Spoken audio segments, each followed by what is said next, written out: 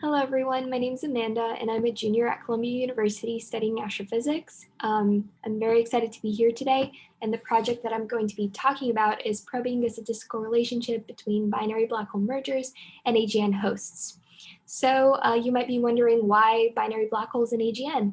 Well, so in the past few years, LIGO Virgo have been very active and they have had a lot of binary black hole detections. So they're just begging to be analyzed, really, and identifying the origins of those is really key to finding out more about these mysterious objects because we don't really have a lot of data on them. So finding this would be really helpful to finding more information on them. So why AGN? Well, they are rare host galaxies, and AGN have a supermassive black hole at the center, which is actively accreting. That means that it has an accretion disk, and that accretion disk is very interesting for us. So going back to binary black holes for a second, so there's two ways that a binary black hole system can be formed. They're either formed by the binary system of stars, so they're already formed together as stars, and both of them die and they become a binary black hole system. But the more common way they're formed is just by dynamical interactions, like they're formed separately and they come together by dynamical interactions in space and they become a binary black hole system. So in the AGN, like I was saying, that accretion disk, it works like a giant particle accelerator. So collision rates are increased in that. That means that there's a higher chance of having those binary black hole mergers in that disk, which is why we think AGN is a very nice are very nice objects to look at when we're trying to identify the origins of binary black hole mergers.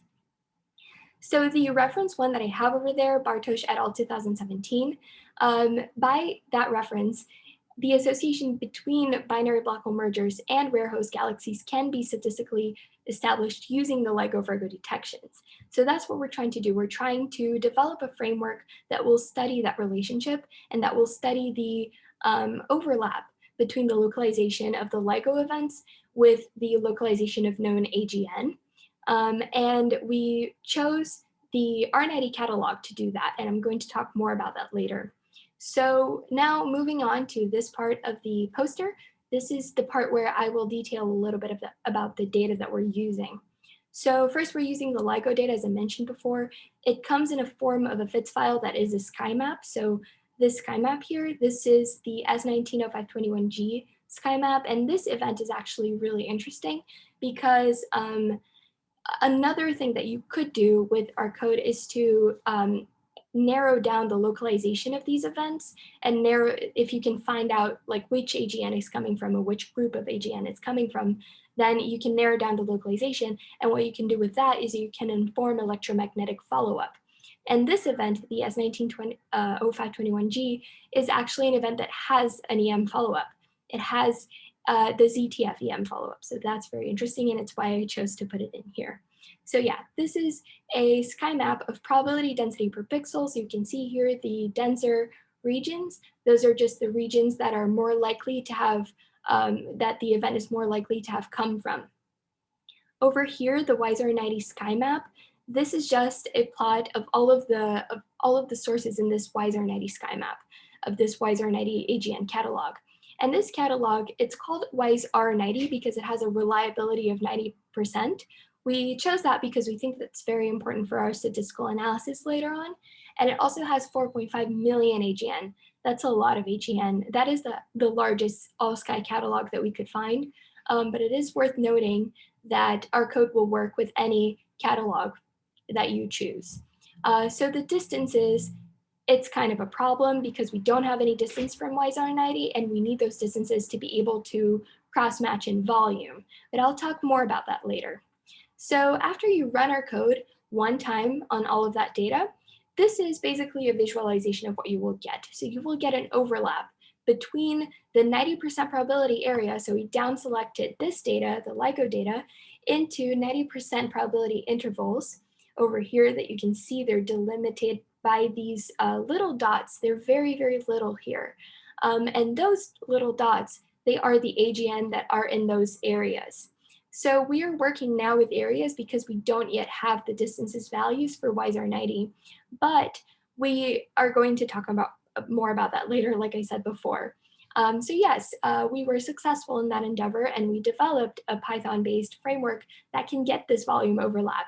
And it can also be able to establish the fraction of binary black hole GW detections that come from AGN, and also to inform real-time EM follow-up, like I said before.